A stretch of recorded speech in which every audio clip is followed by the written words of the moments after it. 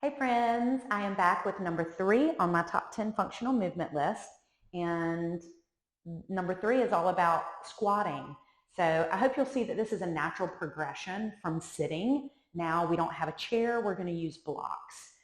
Again, the idea is that we want to rely on the muscles that are meant to move us through space when we come up and down, instead of outsourcing it to other limbs or maybe compensation patterns in the body that aren't efficient. So here goes. I'm going to start by turning my feet out a little bit, just because I know my hips are a little bit happier there. When I come into a deep squat, it's a little bit harder for me to happier there. When I come into deep squat, it's a little bit harder for me to have neutral hips. So I like a little bit of external rotation, but we can play here and see for yourself what works best. So you start in neutral and then turn the toes out. I'm going to bend my knees, reach my sitting bones back, just like I did when I was sitting in my chair, keeping my spine relatively neutral. I'm reaching until, yay, there are my blocks. And then I'm going to reverse. So I shift the weight forward into my feet again. I grow light on my sitting bones as I press into my feet, standing up straight in those knees to stand upright.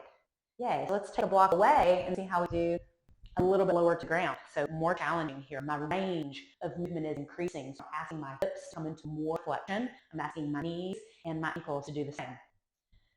So we bend at knees. The weight is in my heels as I shift my hips back, sitting bones reach until I find the block. Okay, and then I come back up again, pressing into the feet, straightening the knees as I stand up. So notice how I'm keeping my spine relatively fixed in space so that I'm isolating this movement to my hips, my knees, my ankles. I'm asking my spine to be stable and neutral. All right, got one block. This one's going to be tough. Again, you can explore turning your toes out wider, taking a wider stance. Toes can be forward.